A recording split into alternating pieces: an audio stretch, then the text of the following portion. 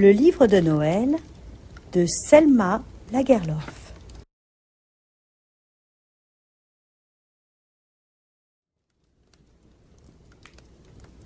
Nous sommes assis autour de la grande table à rallonge, un soir de réveillon à Marbacka. Papa à l'une des extrémités, maman à l'autre.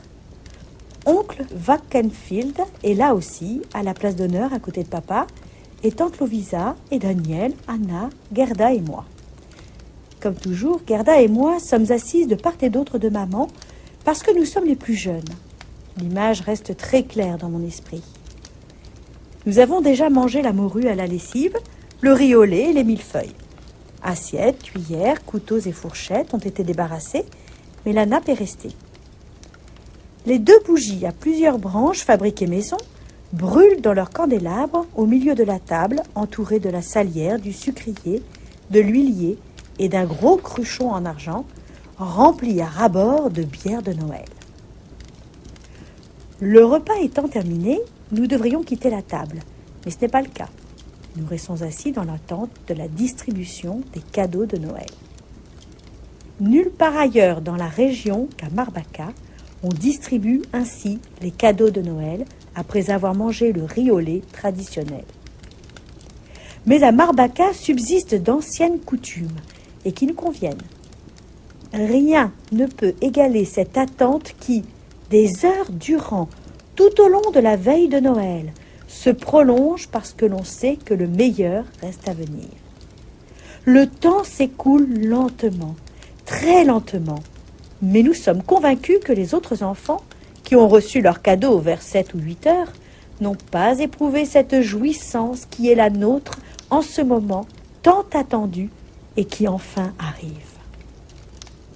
Les yeux brillent, les joues s'enflamment, les mains tremblent lorsque la porte s'ouvre pour laisser entrer les 2 domestiques déguisés en boucs de Noël et qui traînent 2 grosses hottes pleines de paquets jusqu'à la place de maman.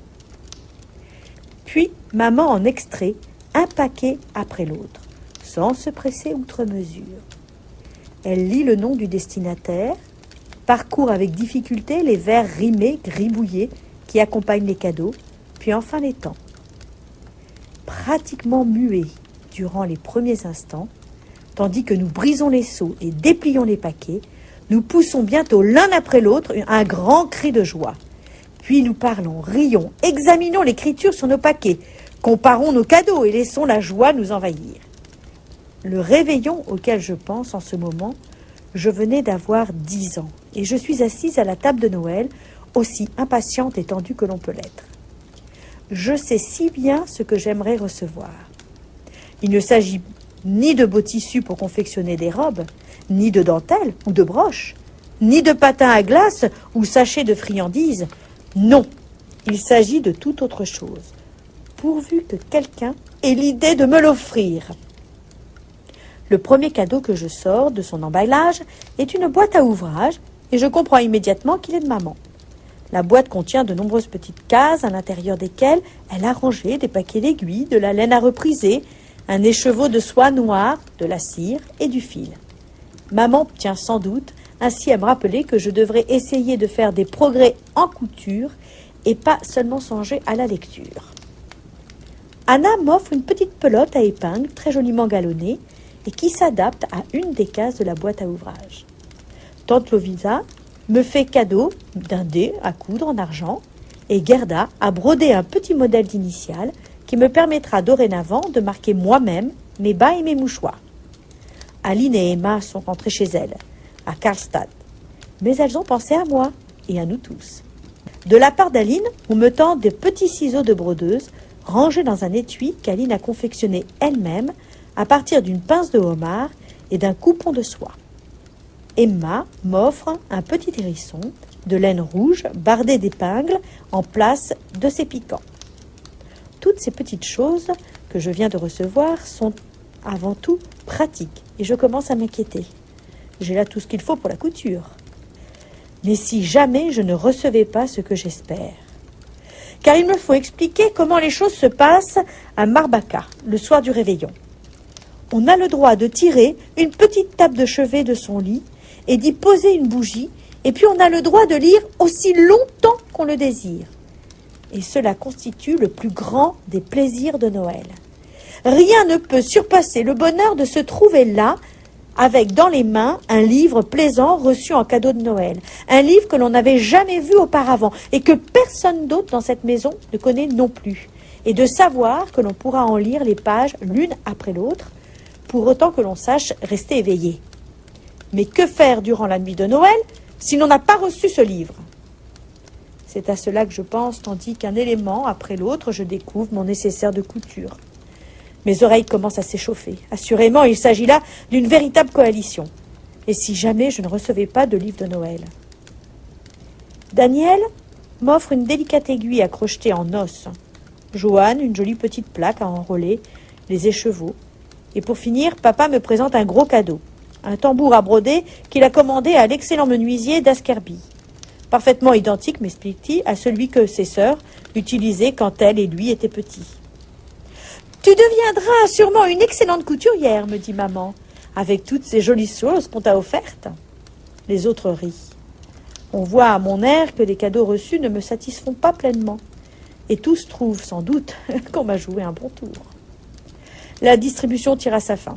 Et avec tous ces cadeaux reçus, je ne peux guère m'attendre à plus. Tante Lovisa a reçu un roman et 2 almanachs, le Svea et le Nornan, dont je profiterai certainement, moi aussi, un jour, mais que ma tante lira en premier. Ah non, ce n'est pas simple d'avoir l'air gai et de prendre son parti d'une telle situation. Quand maman sort le dernier paquet de la hotte à cadeaux, je comprends à sa femme qu'il s'agit d'un livre. Il ne sera bien évidemment pas pour moi. On a sans doute décidé d'avance que je n'aurai pas de livre. Le paquet m'est adressé. Pourtant, et dès que je le tiens entre mes mains, je sens qu'il s'agit bien d'un livre. Oh, je rougis à l'instant. Et dans mes précipitations, pour emprunter les ciseaux, je pousse presque des cris. Je coupe la ficelle, j'arrache le papier à toute vitesse. Et voilà, devant mes yeux, le plus joli des livres. Un livre de contes de fées, ce que je comprends en regardant l'image de la couverture. Je sens que tous autour de la table me regardent. Ils savent bien sûr que ceci est mon meilleur cadeau, le seul qui me fasse véritablement plaisir. « Quel livre as-tu reçu » demande Daniel en se penchant vers moi. J'ouvre la couverture et reste bouche bée à regarder la page de titre. Je ne comprends pas un mot. Fais voir. Nouveau conte de fées pour les petits-enfants par Madame la Comtesse de Ségur. Il referme le livre et me le rend. C'est un livre de contes en français. Tu vas avoir de quoi t'amuser. Durant un semestre, Aline Laurel m'a donné des cours de français, mais maintenant que je feuillette les pages de ce livre, je n'en comprends pas un mot. Recevoir un livre en français est presque pire que de ne pas recevoir de livre du tout. J'ai du mal à retenir mes larmes, mais heureusement, j'aperçois une des planches illustrées.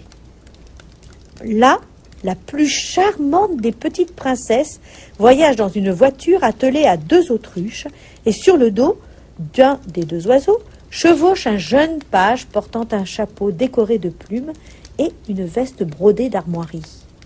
La princesse elle-même arbore de grandes manches bouffantes et un large col luxuriant. Les autruches sont coiffées de longs panaches et les reines sont doublées d'épaisses chaînes en or. Rien ne saurait être plus gracieux.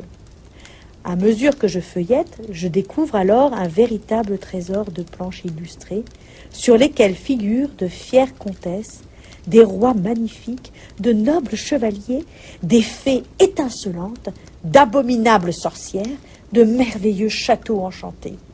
Non, on ne peut pas pleurer sur un tel livre, fût-il français. Et durant toute la nuit de Noël, je reste allongée à contempler les images, et surtout la première, celle aux autruches qui, à elle seule, suffit à distraire pendant des heures. Le jour de Noël, dès après la messe du matin, je sors un petit dictionnaire français et me lance dans la lecture du livre. Ce n'est pas facile. J'ai jusque-là seulement étudié avec la méthode Groenland.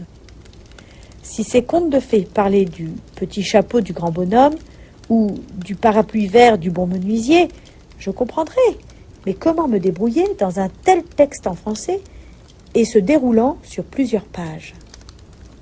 Le livre de contes commence ainsi. Il était une fois un roi.